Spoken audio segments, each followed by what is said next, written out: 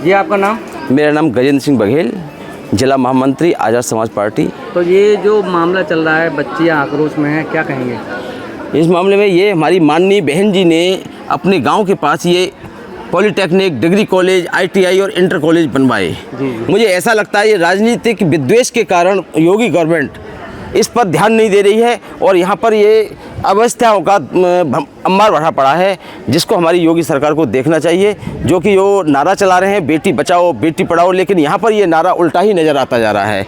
मेरी उत्तर प्रदेश सरकार से विनती है कि इस स्कूल की तरफ ध्यान दें और इसकी प्रतिष्ठा को बनाए रखें जो बहन मायावती जी ने बनाया था। अगर जैसा कि कई अभिभावक HOD और प्रिंसिपल पर कार्रवाई की मांग कर रहे हैं, सस्पेंशन की, तो क्या कहेंगे? जब उनकी सरपरस्ती में यहाँ पर 20 से 25 लड़के मय हथियार के बच्चों के हॉस्टल के ऊपर आ रहे हैं, जब प्रिंसिपल जब इनको रोक नहीं पा रहे हैं तो उनको अपने पद पर बने रहने का अधिकार नहीं है। और उनके HOD हैं, हेड ऑफ़ द डिपार्टमेंट, जो इसको हॉस्टलों को देखती हैं, वह भी अपने दायित्वों का पूरी तरह निर्वहन नहीं कर पा रही हैं। इसलिए मेरी यही है कि इनको सस्पेंड किया जाए और हम अपनी पार्टी की तरफ से पूरी कोशिश करेंगे कि ये पार्टी ये दोनों लोग हैं कि सस्पेंड हों। जय जवान जय किसान के आप राष्ट्रीय सचिव है संगठन के। आज इस कॉलेज में बच्चों का आरोप है कि कोई बहुत ही गंभीर अपराधी यहाँ पे प्रवृत्तियाँ हो रही हैं, क्या कहेंगे आप?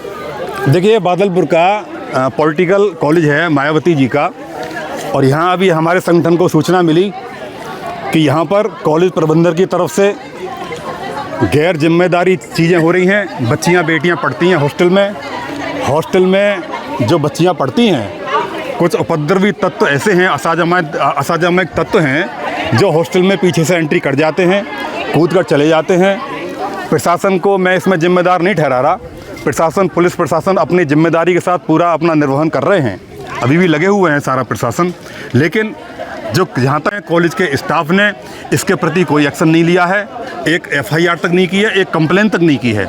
तो हमारा जो संगठन है जय जवान जय किसान लोक शक्ति संगठन, इसके पास जो सूचना आई है, अभी हम इसको देखने के लिए आए हैं और सभी स्टूडेंट से, सभी बच्चियों से, सभी महिलाओं से, सभी टीचर से, प्रबंधन से हम मिलेंगे और इसके जो भी कार्रवाई करनी होगी हम अपनी तरफ से कार्रवाई कराएंगे। इसके लिए FIR भी करेंगे, क्योंकि हमारी बच्चियाँ भी यहाँ पर पढ़ती हैं और हमारी एक भारत का जिम्मेदार नागरिक होने के नाते एक जिम्मेदारी होती है, आंख बंद करके नहीं चलना है। हमारी सारी जिम्मेदारी ये है कि आसपास हमारे क्षेत्र में क्या हो रहा है उसके प्रति हम जो भी कार्रवाई हो सकती है कानूनन रूप से या हमारे संगठन के रूप से, वो हम पूरा करने की कोशिश करेंगे। क्या ऐसा इसका विरोध बच्चों ने किया था या फिर अभिभावकों ने? कैसे पता चला? देखिए, बच्चों ने स्टार्टिंग इसमें की, बच्चों ने जो कंप्लेंट दर्ज की, बच्चों ने जो बोला कॉलेज प्रबंधन को, प्रिंसिपल को इनके खिलाफ एक्शन लेना चाहिए था।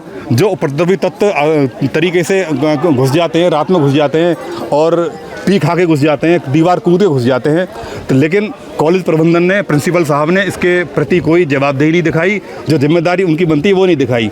मैं यहाँ के प्रशासन से अनुरोध करूँगा, हालांकि करीब में संतुष्ट में SDM साहब आए हुए हैं, DM साहब हैं, सारे पुलिस प्रशासन हैं, वो जिम्मेदारी का निर्वहन कर रहे हैं, लेकिन कॉलेज के ऊपर भी थोड़ा प्रेशर बना के हमारा संगठन तो बोलेगा ही, उनको FIR करनी चाहिए और ऐसे जो तत्व हैं, विरोधी तत्व, उनके प्रति कानूनी कठोरतम कार्रवाई करना चाहिए, उनकी गिरफ्तारी होना चाहिए, जिससे आगे से कोई व्यक्ति इस तरीके से ना कर पाए। रहेंगे आगे, कौन गारंटी लेगा कि बच्चे फ्यूचर में सुरक्षित रहेंगे? यही जिम्मेदारी, यही हमें सवाल पूछना है कि इसकी जिम्मेदारी किसकी है और कौन इसकी जिम्मेदारी लेगा। और कॉलेज कुछ अभिभावक का यह प्लानिंग है, मतलब उनका कहना है कि यहाँ का जो प्रधानाचार्य है और जो HOD है उसको सस्पेंड किया जाना चाहिए, क्योंकि वो बहुत ही महत्वपूर्ण पद पे बैठे हुए हैं दोनों। इस पर आप क्या कहेंगे? क्या देखिए, बिल्कुल सस्पेंड किया जाना चाहिए, क्योंकि बेटियों की योगी जी की सरकार उत्तर प्रदेश में है और योगी जी इन चीज़ों के बड़े खिलाफ रहते हैं। आज का माहौल ऐसा है कि उत्तर प्रदेश में कहीं भी आप रात के 2 बजे निकल जाएं, बहन बेटियां हमारी सुरक्षित हैं, पुलिस प्रशासन बिल्कुल सख्त मौजूद है।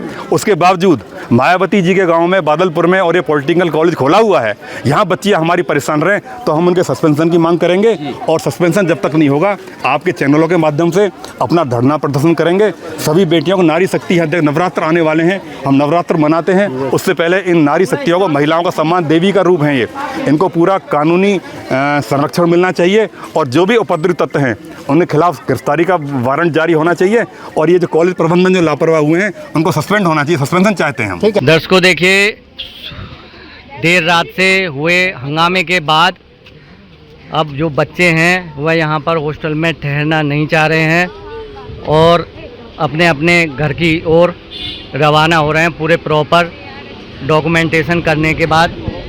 बेटा क्या घर जा रहे हो? हाँ, अच्छा, क्यों मन नहीं लगेगा यहाँ रह करके? मन की बात छोड़िए, डर की बात करिए। मन की बात छोड़िए, डर की बात कीजिए। अच्छा बेटा, आप आ गए? डर लग कोई आपकी सहेली तो नहीं रहेगी यहाँ पे कुछ? नहीं। अच्छा, और बेटा कब लौटना होगा, कुछ बताया गया है अभी प्रशासन के द्वारा यहाँ? नहीं, जब तक हमें सेफ्टी नहीं मिलेगी तब तक हम यहाँ नहीं आएंगे। अच्छा, नहीं नहीं। आगे बढ़ो, आगे बढ़ो। अच्छा बेटा, जो सुबह से हंगामा हुआ देर रात से और अब तक फिर आपको जाना ही पड़ रहा है फिर यहाँ से, तो क्या कहेंगे कि कब लौटना हो सकता है इसे? हॉस्टल छोड़ रहे हैं अंकल। हॉस्टल ही छोड़ रहे हैं? तो देखिए यहाँ पर इस तरीके के भी हालात आ चुके हैं कि हॉस्टल छोड़ने तक की बात बच्चों को करनी पड़ रही है। दर्शकों, अब हमारे बीच में जो है एसडीएम दादरी हैं अनुज नेहरा जी, वो यहाँ पर आई। उन्होंने बहुत ही अच्छी तरीके से मामले को डील किया, बच्चों को भी समझाया, अभिभावकों को भी समझाया और प्रबंधक को भी समझाया। आइए हम उनसे खुद जान लेते हैं कि आखिर क्या निर्णय हुआ है, क्या मामला है। जी मैडम, क्या मामला है, आपको कैसे पता लगा और क्या निर्णय हुआ? इसकी सूचना आज हमें सुबह मिली थी कि कुछ बच्चियों ने शिकायत की थी कि हॉस्टल में बाहर से किन्हीं लोगों ने एंटर किया है, जिसकी वजह से बहुत ज़्यादा डरी हुई थी। तो एसीपी मैडम भी यहाँ रात से 3 बजे से यहीं पे मौजूद थी। सूचना मिलते ही हम भी यहाँ मौके पे पहुँच गए थे। हमने सबसे पहले सारे पेरेंट्स, बच्चियों ने अपने पेरेंट्स को बुला लिया था, उन सबसे बातचीत हुई। तो उनकी कुछ समस्याएं थी जो उन्होंने लिखित में भी रखी हुई थी कि एक बाउंड्री वॉल टूटी हुई है, कुछ कैमरे की व्यवस्था ख़राब है जहाँ से लोग बाहर वाले लोग अंदर आ जाते हैं और रात को उनको परेशानी होती है। कुछ पीछे की तरफ झाड़ियाँ बहुत ज़्यादा उग गई हैं, गंदगी बहुत ज़्यादा है और जो टीचर्स हैं उनका बिहेवियर अच्छा नहीं है। ऐसी ऐसी समस्याएं संज्ञान में लाई गई थी। तो इसमें हमने विस्तार से पेरेंट्स के साथ भी डिस्कस किया पूरा।